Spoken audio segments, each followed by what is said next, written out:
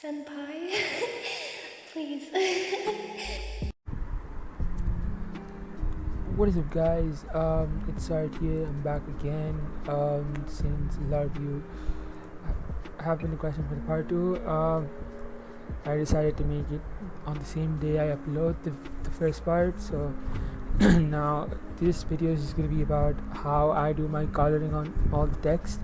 This is the most time-consuming part of the work, like the banner or whatever you're doing. This takes up most of the time, but obviously it's going to be worth it at the end of the day. So before I show what it does, this is just a rough figure of what's going to look like. So it's a really simple method. So the first thing you do is you make it a separate layer. You don't touch the layer of the text at all. You're not supposed to be doing that. And then you have this tool right here, and all you're gonna have to do is to get more precise. Here you need to zoom in a bit, make sure you don't miss out on any of the edges. So make sure you are organized with your layers, so it's easy for you to understand which one's for which. So this is going to be for the upper layer of the text, and this one's for the extrusion.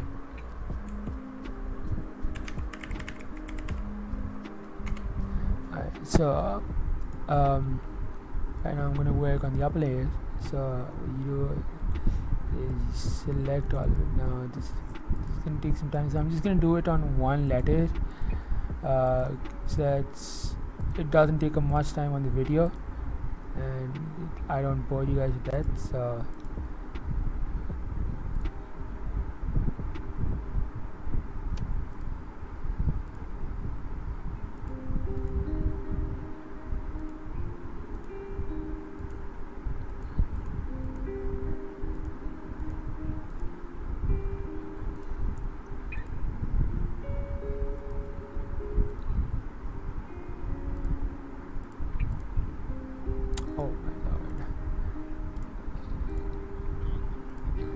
okay, so while I'm doing this, I'm going to be explaining why most of the designers prefer to be gray. Now the thing is, if you have a color like black or blue or any of the other colors that you like, it's going to be hard for the colors to set in. So the gray here is like a white canvas where you can simply work on with a bunch of different colors without actually affecting what the color looks like. And the color gray enhances it. And the thing is, you can't really use white, because if you use white, it looks really plain, and on top of that, there's no two different shades for white, so the whole text is going to look white, which is not what we want here. So that's why most of the designers prefer exporting their 3D text as gray itself instead of actually using different colors. And I'll also be showing what you can use here to enhance the look of the colors. Obviously there's multiple ways to do that. There's either packs. I'll be listing down the most recommended ones, and there's other ways to, like brightness, exposure, or blending effects itself. There's multiple options on how you can mess around with the colors in this.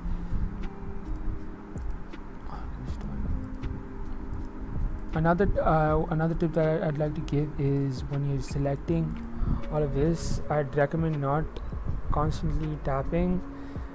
Make sure you cover quite a bit of distance, because if you keep tapping continuously, you're going to end up ruining the select. And obviously there's ways to just select and mask, but I prefer using this since it gives me more accurate results.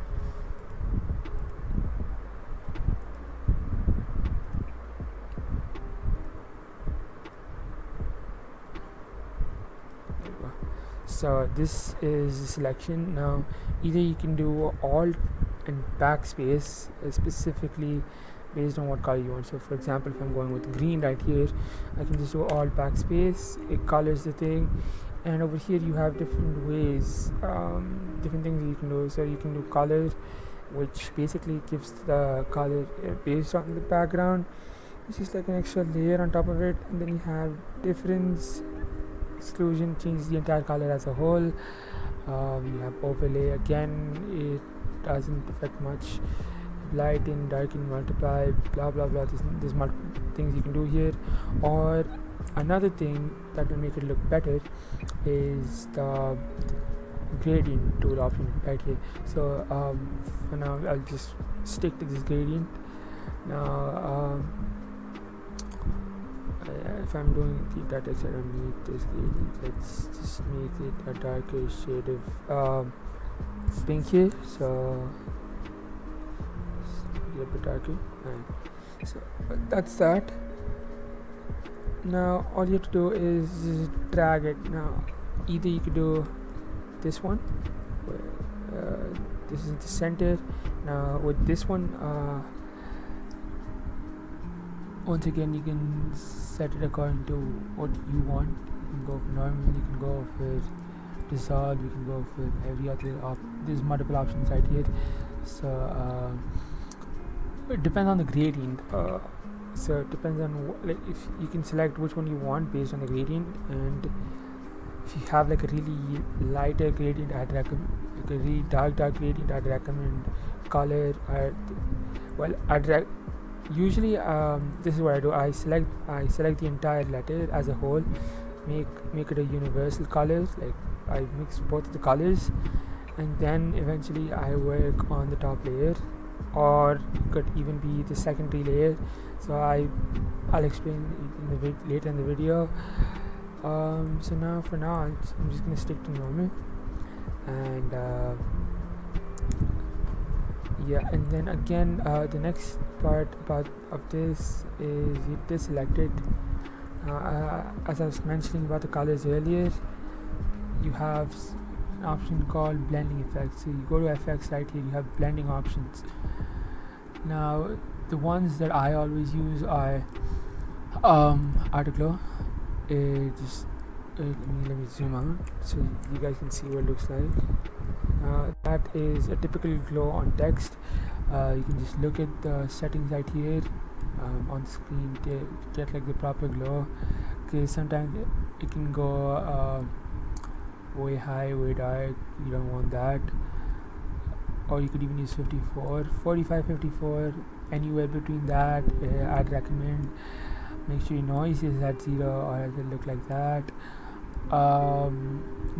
Just don't make your spread that high, and your size, and once again it's all on you. If you like it, if you don't like it, it's your choice. No one's blaming you.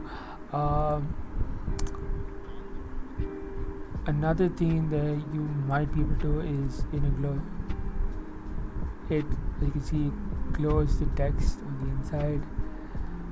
I wouldn't recommend having a high choke or size. I mean, it changes the entire color. It makes it lighter, but if you prefer it the way it is, then I'm sure you can use it. Once again, there's so much you can do in blending, in your blending options. So take a look at that. I'll explain what all of it does. So inner glow is for.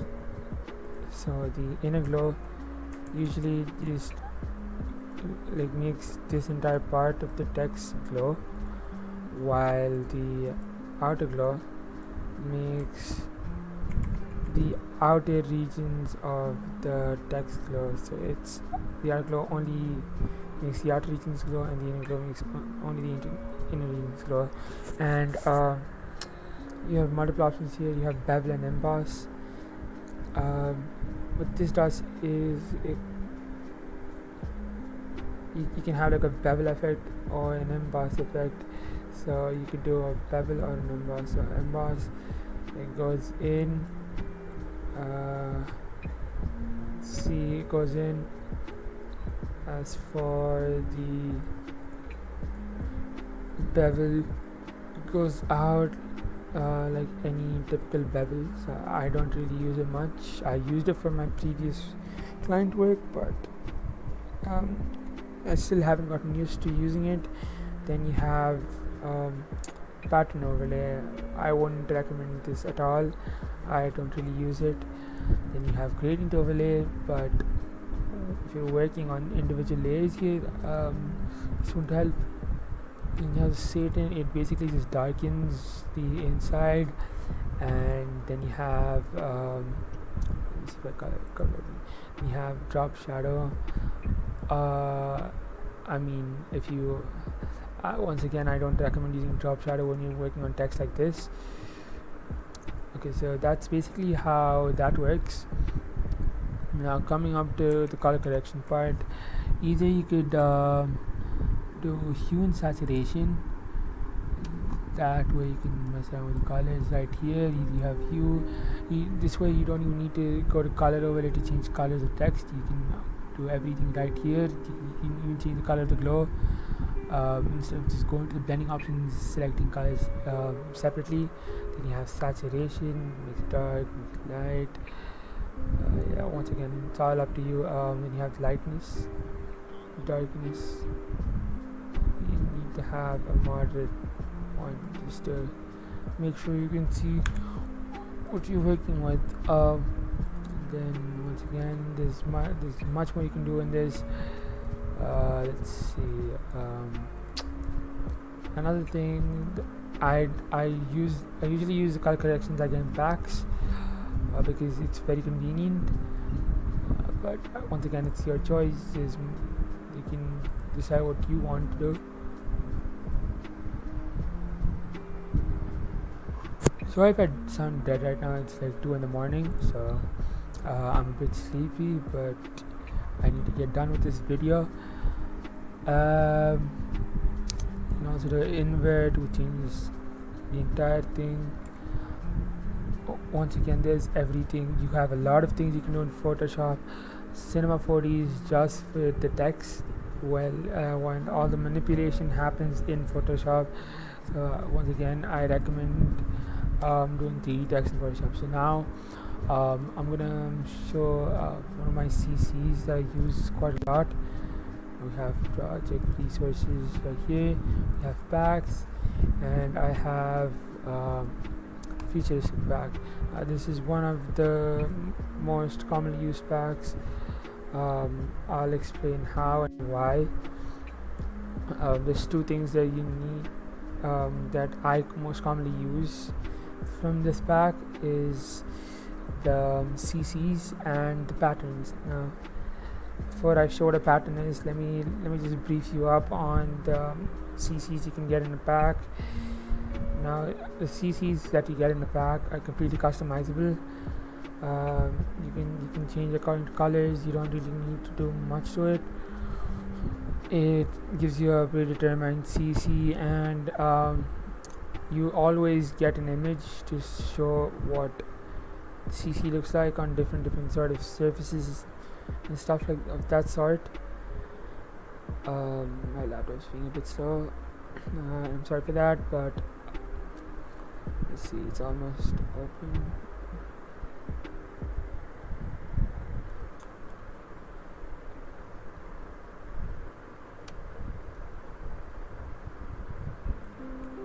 I believe it's opening right now.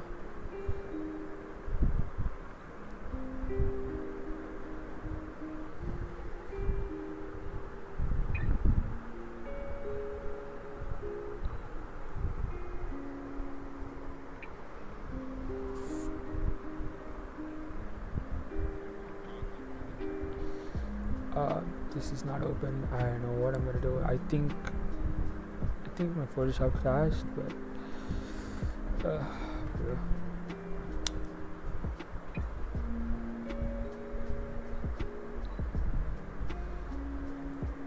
if I believe my Photoshop crashed.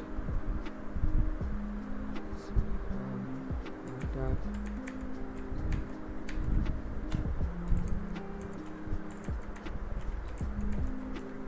Yep, Photoshop crashed.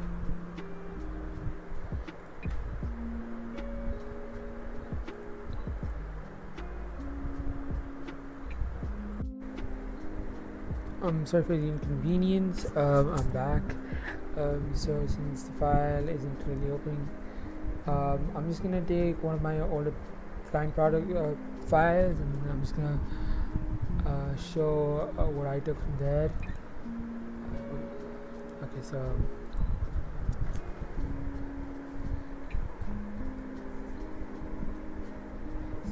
coming back to what I was saying, there's two things that I take backs. One is CCs. These are all different CCs. It just enhances the text. It makes them look better. And the patterns. Now the patterns that I talk about are these. Usually you get like multiple different choices in the pattern in a pack. I can't really show it at the moment, but well, as you can see, once I paste the pattern here, you should be able to see a few bars. Let me just zoom in and show you what it looks like. So these bars right here, this is one of the most commonly used patterns used by a lot of the designers. It gives a clean finished look. Obviously I keep it at the end. It's always the top layer. It does make working with text hard, so as you can see I can't really move the text right now. Maybe if I turn the layer off, then I can work with the text.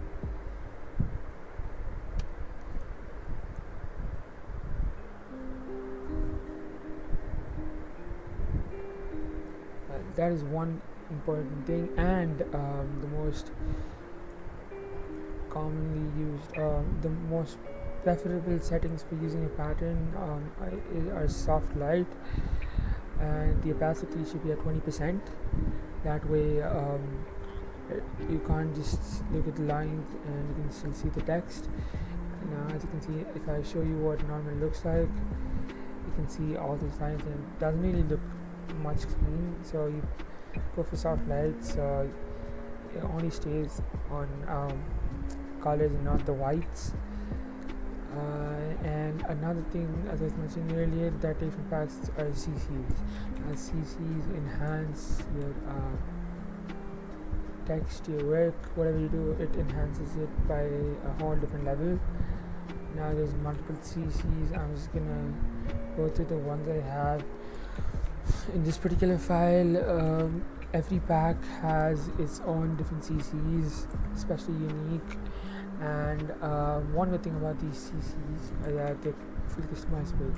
So if I go paste CC here and if I turn it on, you have the gradient maps where you can set your own different gradients for your CCs.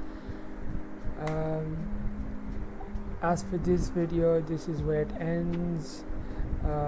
You hope you got a clear idea of what and how you can color your text. Basically, if you're talking about coloring the extrusion, you just follow the same method as the top layer and it does the same exact job. There's not much of a difference here. I'll be doing a final project file in part 3 where I just make an actual file, a finished file, like a speed out sort of thing. So stay tuned for that. If this video helped you guys even a bit, make sure to make sure to drop a like and turn post notifications on and subscribe. And I'm just gonna go to sleep. Peace.